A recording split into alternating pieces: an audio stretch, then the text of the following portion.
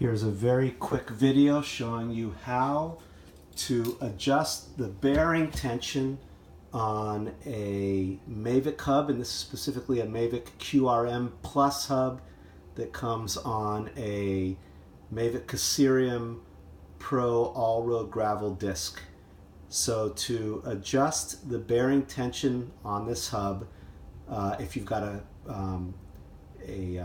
disc brake, you have to remove the disc brake rotor first. Now this is a center lock. I don't know about the 6-bolt, but the center lock, you remove it first. And if you look very, very closely, you can see right in here, inside of the hub, there is a ring and it has little notches in it. I'm not talking about the multiple notches of the center lock ring, but the ring, if I can show you a little bit more closely.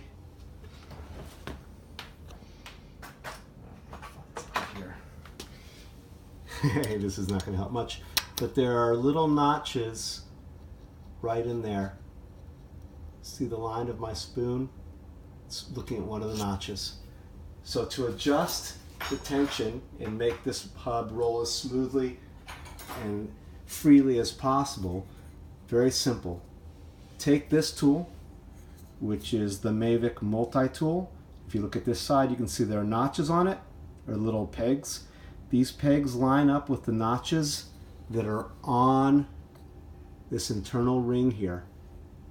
You simply slide it on until you get it on, and if I can get it into the notches here, and then you turn it to the right to make the bearings tighter if you've got some free play, to the left to make the bearings looser so that the wheel will roll more freely.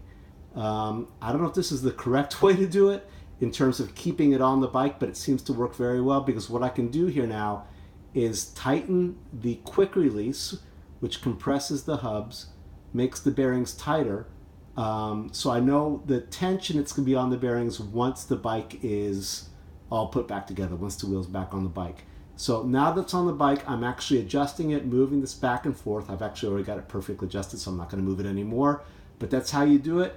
You test the wheel to see how freely it rolls. If it's tight, again, turn it to the left.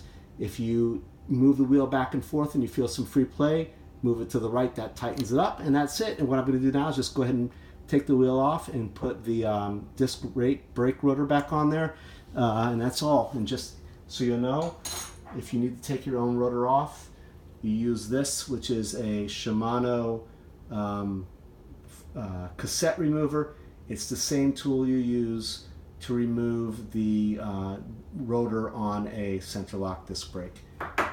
And this is the thing that's used to hold the disc brake on. This is exactly the same on the inside as a Shimano cassette, so that's why I use the same tool. And that's it.